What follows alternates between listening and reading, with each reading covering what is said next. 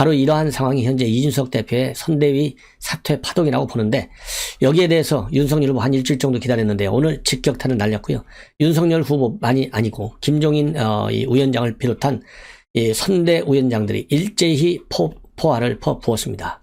이제는 이준석 대표 더 늦기 전에요. 정말 이준석 대표 36살의 이준석 대표를 뽑아준 우리 당원과 국민의 의사에 반하는 행동을 이제는 중단해야 되는 것이 아닌가, 저도 강력히 촉구합니다. 조속한 복귀를.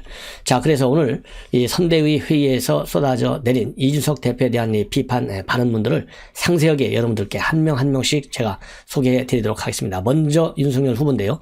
이제 선거가 얼마 남지 않아서 비상 상황이다. 굉장히 중요한 시기인데 누구도 제3자적 논평가나 평론가서 돼서는 곤란하고 직접 문제를 해결하는 자세를 가져야 하고 국민을 설득하고 지지를 이끌어내야 한다. 여기서 누구도는요, 대표적인 게 이준석 대표고 그 다음으로 생각하라면 홍준표 의원 정도가 아닌가, 이렇게 판단이 되는 대목입니다. 제가 누차 말씀드렸잖아요. 지금 선대위에 있는 사람들, 고위 타이틀을 쥐고 있는 사람들은 도대체 선대위원장인지 아니면 평론가인지 교수인지 평론가인지 헷갈릴 정도가 된다. 그래서 대변인의 중심에 대해서 언론에도 나가고 이러한 이 직책을 가지고 있는 사람들의 언론 출연은 가급적이면은 좀 조율을 해가지고 중복되지 않게 하는 게 좋겠다라고 했는데, 바로 제가 지적한 점을 윤석열 후보도 이제 아주 본격적으로 지적을 하고 나선 거예요. 예. 자, 그러면서 말이죠. 뭐라고 얘기했냐면 중앙선대위는 총괄상황본부에 전일의 상황본부 금일계획, 전주 상황, 금주 계획을 정확하게 보고해달라. 이 얘기는 결국 임태 본부장이 이끄는 총괄상황본부. 왜냐하면 이거는 처음부터 만들어질 때부터 김종인 위원장의 직할부대다. 지금 그렇게 해서 출발한 조직인데 이 김종인 위원장에게 전권을 줬기 때문에 결국 총괄상황본부에 힘을 실어준 것으로 해석이 됩니다. 이렇게 오늘 계획, 내주 계획, 지난주 한 거, 뭘 했는지 보고하라. 이게 바로 이 국가조직체에서 많이 하는 일이에요. 그래서 좀 더 이 기강을 다잡고 나가겠다는 그런 계획인 것으로 보이고요. 아주 적절한 지시다, 이렇게 생각이 들어요.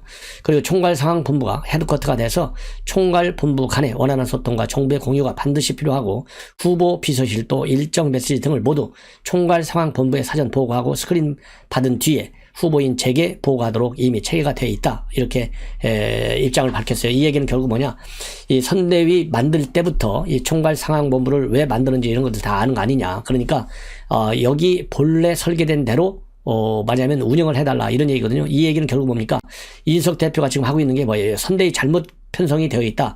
6개 이 체제를 만든 것은 결국 이 김종인 위원장한테 전권을 주지 않기 위해서 만든 것 아니냐.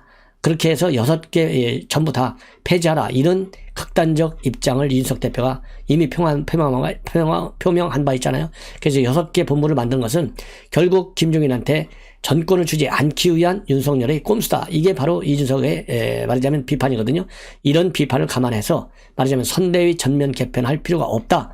총괄상관본부의 G탑 역할을 제대로 할 수 있게 해주면 될 것 아니냐. 이런 윤석열 후보의 대안 제시라고 봅니다. 그러면서요, 당 조직을 대선 과정을 통해 재건하고 강한 정당을 만들어서 대선 지방선거 총선 승리에 기반을 구축해야 하고, 당은 상명하복의 하이에라르키 조직이 아니다. 당원이 당의 중심이다. 다만 당원 누구도 당의 공식 결정과 방침에 따라야 한다. 여기서 당원 누구도 이준석, 홍준표 얘기하는 겁니다. 그렇지 않으면 이것은 당 조직이 아니다. 누군가의 지시를 기다리면 안 되고 스스로 한 사람 한 사람이 대선 후보라는 생각을 해달라. 지역구에서 조직을 점검 보강하고 국민 지지 결집을 위해 노력해야 한다. 한마디도 더 할 것도 없고 뺄 것도 없네요. 예, 이대로 지금 운영이 돼야 돼요. 저도 이제 공무원만 30여 년 했는데, 이렇게 이 부서에 뭘 했는지, 지난주에 뭘 했는지, 앞으로 뭘 할 건지, 오늘 지금 뭐 하고 있는지, 이거 보고는요, 기본의 기본 ABC예요. 아마도 우리 시청자 여러분들께서도 충분히 이해할 것 같은데, 이 얘기는 여태까지 선대위가 기본적 기능마저도 제대로 하지 않은 상태로 한 달이 흘러왔다. 이거를 간접적으로 반증하는 이 발언이 아닌가, 그런 생각이 듭니다. 자, 여기에 대해서 말이죠, 이준석 대표가 아주 바로 칼같이 반박문을 내놨습니다. 자, 뭐라고 반박문을 내놨느냐? 누구나 본인이 속한 조직에서 더 나은 결과를 위한 제언을 하는 것이 민주주의라고 생각한다. 자, 여기서요, 더 나은 결과를 위한 제언, 민주주의 맞아요. 이거는 근데 반만 맞고 반은 틀려. 제언을 하더라도요, 밖에서 지금 우리 선대위 상임위원장 자리를 가지고 있잖아요. 이 타이틀 지 멋대로 버리고 밖에 나와서 뛰어다니면서 제안하는 것은 이건 제언이라고 볼 수가 없어요. 이거는 민주주의 토론의 틀을 벗어난 거야. 그래서 이거는 민주주의 말을 이준석 대표가 너무나 자기에게 유리하게만 아전인수격으로 해석하는 것이 아니냐. 이런 비판을 받기에 충분한 대목이다.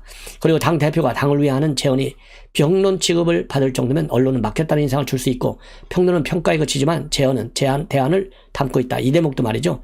평론이라고 해서 제안을 안 담는 게 어디가 있어요. 평론도 대안이 아니 나와 있는 대책을 비판하는 게 평론 아니에요. 그러면 내가 어떤 A라는 대안을 비판했으면 이 내용을 비판했으면 거기에 대한 대책도 내놓는 게 평론이죠. 그래서 이 인식은 말이죠. 지나치게 어떤 특정 컨셉과 이 워딩을 너무나 아전인수격으로 이건 민주주의 교육이 잘못된 것 같아요. 이런 측면에서 보면요. 예. 그리고 제언이든 제안이든 간에 절차, 즉 민주적으로 설정된 절차가 뭡니까? 선대위가 지금 민주적으로 만들어졌잖아요. 그러면 절차, 만들어진 이 구조 안에서 토론도 하고 제언도 하고 그래야 당당한 것이 밖에 나와서 혼자 투쟁하면서 지금 아무도 이준석 대표 이런 투쟁을 인정을 안 하잖아요. 잘못됐다고 하잖아요. 10명이. 그러면 고집을 꺾어야죠. 아이고 김건희 씨한테 죄송합니다. 사과하라고 할 게 아니라 본인이 사과하고 빨리 이제 와야죠. 이거는 당원에 대한 도의가 아니야. 지난 6월 달에 왜 우리가 이준석 대표를 했습니까? 기득권을 타파하자.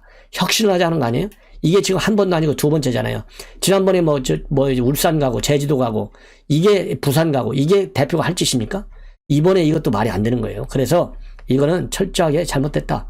저도 계속 이준석 대표 돌아와야 된다 그랬잖아요. 그래서 제가 보기에는 일단 이렇게 이제 표면화 뭐 다 아는 거 아니에요. 세상 사람들이 자 이렇게 됐으면 이 판에서는 이제 싸움은 말리라고 하잖아요. 그래서 이 정도가 됐으면 서로 감정풀이를 다 했다. 예. 왜냐면 이준석 대표도 이 정도 나오면 이준석 대표가 민주주의가 뭔지 몰라서 얘기했다네. 자기도 열받으니까 이런 얘기 했겠죠. 그래서 이제 뒤에서 원로들이 이럴 때 원로가 필요한 거 아니에요?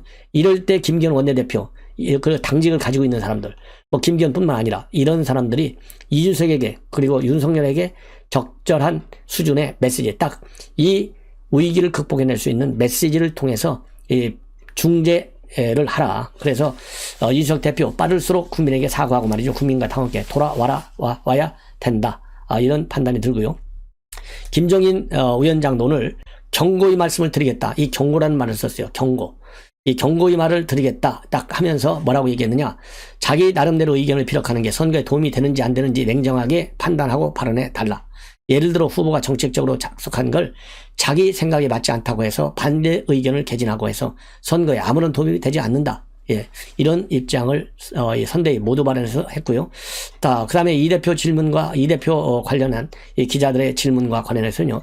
당 대표는 선거를 승두고 이끌어갈 막중한 책임을 가지고 있다. 선거를 이기려면 어떤 역할을 해야 되는지 스스로 알 것이다.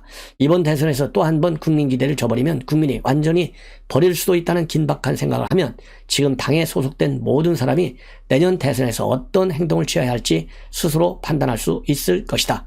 옳은 얘기예요. 이 김종인 위원장 옳은 얘기고, 김종인 위원장이 김건희 씨한테 사과하라고 했듯이 이제는 김종인 위원장 말을 제일 잘 듣는 사람이 누구예요? 이준석 대표가 제일 말을 잘 듣는 사람이 누구예요? 김종인 위원장이잖아요. 그러면 김종인 위원장은 상임선대위원장의 위에 있는 총괄위원장이에요. 그 총괄위원장의 자격에서, 그리고 멘토라고 그랬잖아요. 이준석 대표가 과거에 김종인 위원장이야말로 나에게 최고의 멘토다 그랬잖아요. 그 멘토다. 그러니까 멘토답게 김종인 위원장도 알게 모르게 이준석의 복귀에 힘을 써야 된다. 이렇게 말로만 할 게 아니라 그래야 위상이 쓰죠. 예. 그래야 이게 김종인 위원장 때리는 거랑 똑같아요. 아니 상관이 있는데 혼자 나는 사표 냈어 하고서 돌아다니고 밖에서 비판하는 거, 이거 용인한다는 것 자체도 이해가 안 됩니다. 예. 자, 이렇게 되니까 말이죠. 이 다른 공동선대위원장도 이준석 대표를 한 소리로 비판했습니다. 조경태 대선 후보와 당 대표가 함께 선거운동을 하는 모습을 최소한 일주일에 한 번씩 국민들에게 보여줘야 한다. 이 얘기는 뭡니까? 선대위 두르는 것부터 시작하라는 얘기예요. 이용호 공동선대위원장도 최근 통합기조에 박차를 가고 있는 민주당을 예를 들면서 선대위가 지나치게 아니한 것 아니냐. 우리는 이 자리에 있어야 할 대표가 보이지 않는다. 그리고요, 이 김태흠 의원, 당 대표라는 자리는 패널이나 평론가처럼 행동하는 자리가 아니다. 무한한 책임이 따르는 자리다. 그런 당 대표가 끊임없이 당내 분란을 야기하고 여당을 향해서는 능수버들처럼 대하는 걸 어떻게 이해해야 하나, 이렇게 비판하고, 찰떡선이 없고 오만하고 무책임한 행동, 제갈량 노릇, 자기만이 세상의 중심이고 가장 옳다는 오만, 이러한 이 표현을 써가면서 제발 가벼운 언행을 버리고 본연의 자리로 돌아와라, 이렇게 촉구하고 있습니다. 예. 자, 그래서요, 이제는 이 선대위에 있는 모든 이 선대위 일종의 이제 간부죠. 이런 분들이 이준석 대표를 비판하는 입장문을 내놨는데, 이러한 입장문에 대해서 내 말이 옳다라고 더 이상 고집하지 말고 하루라도 빨리 먼저 들어오는 것. 김건희 씨에 대해서도 이준석 대표 별의별 말 다 했잖아요. 예, 박근혜 대표한테까지도 가르치듯이 한마디 했잖아요. 이제는 본인이 배워야 할 때다. 아니, 박근혜 대통령이 뽑아준 퀴즈인데, 물론 얘기할 수 있는데, 저 같으면요, 그 유영아 변호사한테 얘기해요. 그런데 이게 바로 그러니까 패널 정치예요. 방송에다가 지금도 선대위에 있는 인사들 패널 정치 제발 좀 그만 좀 하십시오. 예. 아예 그러면 선대위 타이틀 내려놓고 패널 하세요, 패널. 저같이 유튜브 방송을 하든지. 전부 삼자적 입장에서 자기 얼굴, 자기 이름값만 올리려고 하는 이런 발언, 재언, 이런 거 이제 딱 내려놔라. 내년 3월 9일까지. 그리고 나서요, 나중에 3월 9일, 그거 내가 한 거야. 차라리 그때 자랑하십시오. 그때 패널 정치를 하십시오. 저는 그렇게 얘기하고 싶어요. 굉장히 지금 현재 윤석열 후보가 이 악재에 시달리고 있어요. 여러분들 잘 아시다시피. 그럼에도 불구하고 이재명에 대해서 우위를 나타내고 있습니다. 이 두 개 조사. 자, 먼저요, 이 리얼미터 여론조사를 말씀을 드리면, 윤석열 40.4, 그 다음에 이재명이 39.7을 나타내고 있습니다. 자, 그래서요, 지금 약 0.7%로 리드를 하고 있는데, 문제는 지난주 대비 5.7에서 0.7로 이 편차가 급격히 줄어들고 있다고 하는 점이 우리가 좀 뭐라 그럴까요? 철저히 대응해야 할 필요성을 제기해주는 지표인 것 같습니다. 자, 그리고요, 안철수 5.6, 심상정 2.9인데, 윤석열 후보의 경우에는요, 이 TK 쪽에서 굉장히 많이 빠지고 있어요. 10.4%포인트가 빠져서 55.3을 기록하고 있고, 그 다음에 호남 쪽, 그 다음에 충청도, 서울, 인천, 경기 대부분 쪽에서 많이 빠지고 있다. 그리고 모든 연령과 이념 성향, 그리고 지지 정당층에서도 하락세를 많이 보이고 있다는 점이 좀 우리가 뭐라 그럴까요? 특단의 대책을 세워서 기동력 있게 대응해야 된다. 이런 필요성을 우리한테 알려주는 게 아니냐, 이런 생각이 듭니다. 자, 그리고요, 이 색다른 뭐라 그럴까요? 여론을 또 조사하고 있어요. 여기서 색다른 여론이라고 하는 것은 뭐냐면, 사회적 공정과 정의를 잘 지킬 수 있는 후보, 이 비율을 보면요, 정말 좀 신뢰가 잘 안 가지만은 어쨌든 윤석열 후보가 36.7, 그 다음에 이재명이 35.1입니다. 자, 그래서 불과 1.6밖에 차이가 나지 않아요. 공정과 정의에 있어서.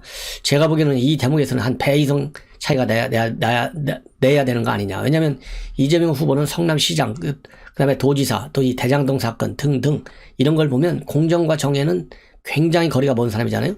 근데 불과 1.6밖에 차이가 나지 않아요. 참고적으로 안철수는 9.1, 심상정 7.3 이렇게 지금 나타나고 있습니다.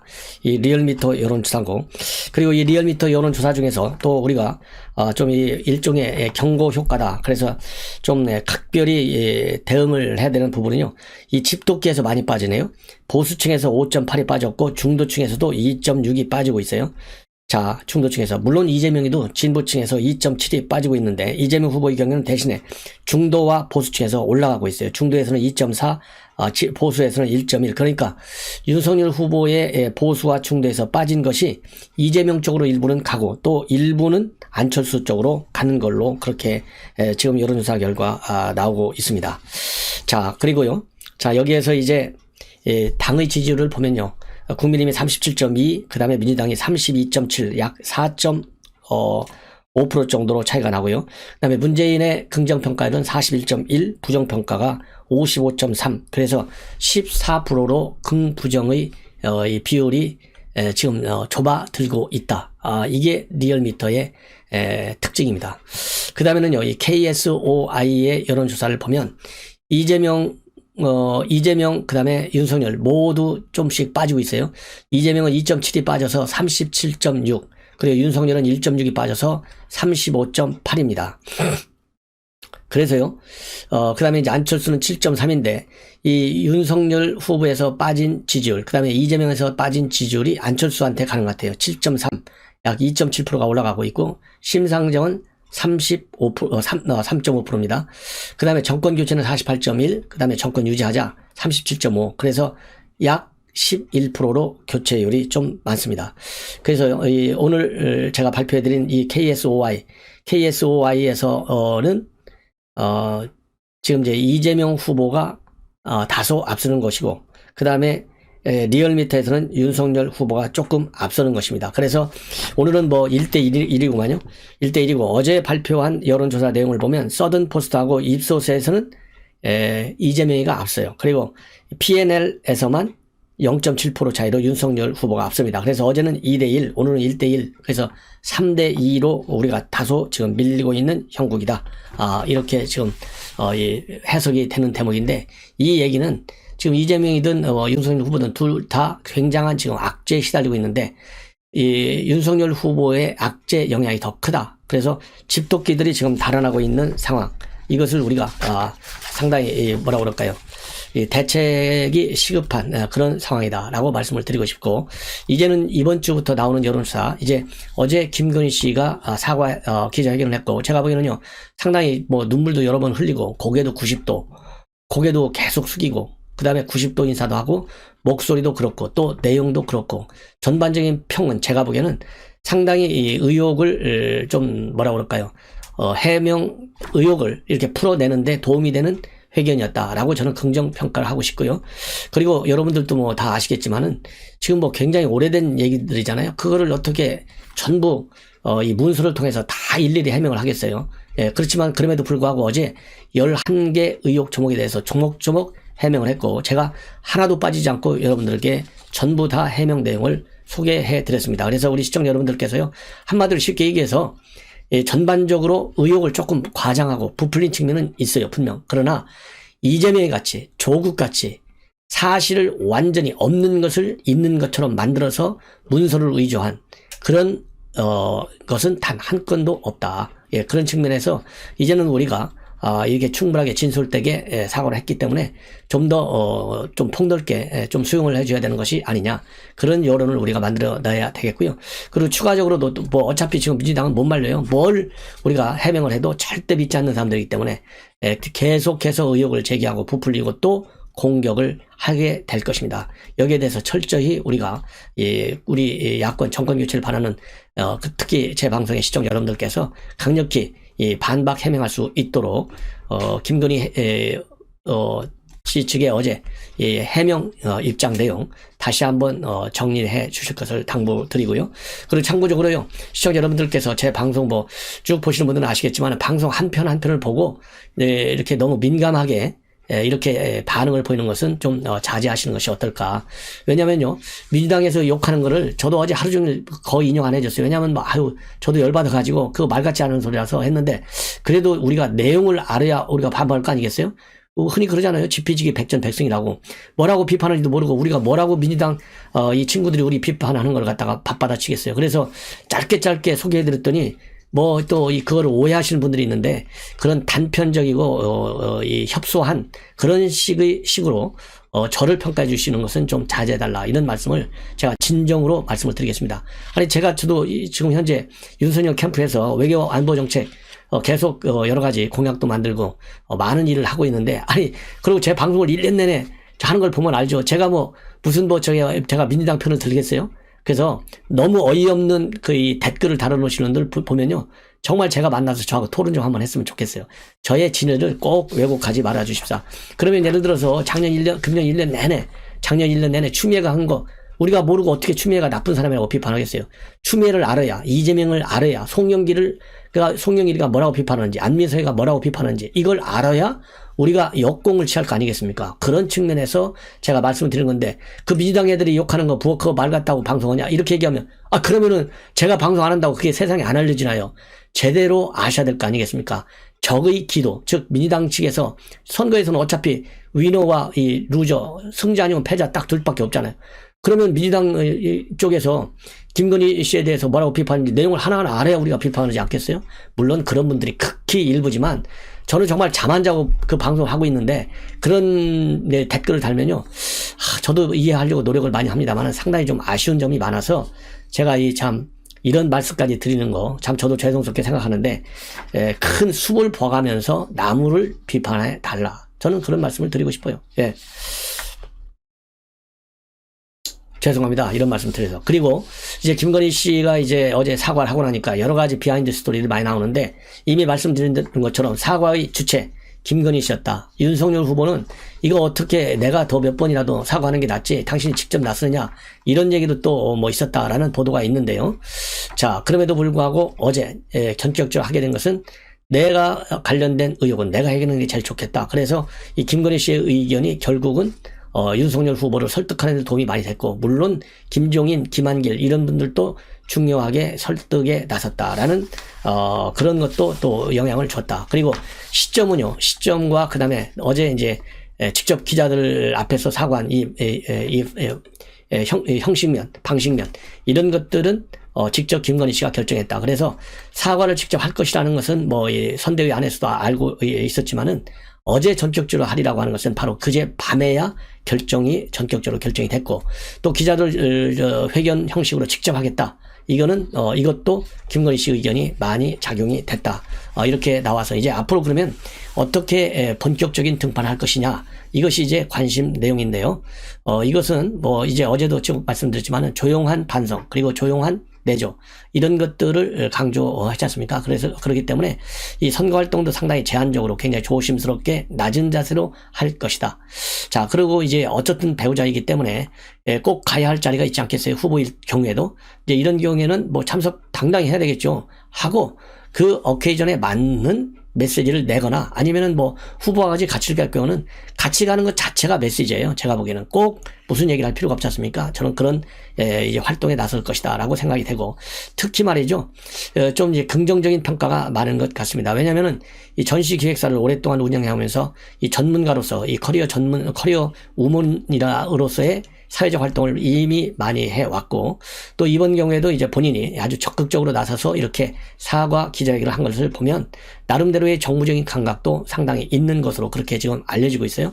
더군다나 이수석 대표도 최근에 말이죠, 후보 이 배우자가 위축되지 않고 본래의 성격대로 솔직하게 담담하게 승리를 위해서 필요한 역할을 해줬으면 좋겠다, 이런 입장을 표명한 바 있거든요. 그래서 제가 보기에는 이 김건희 씨가 일단 활동에 나서면 잘하면 잘했지 실수할 확률은 상당히 줄어들 것 아니냐.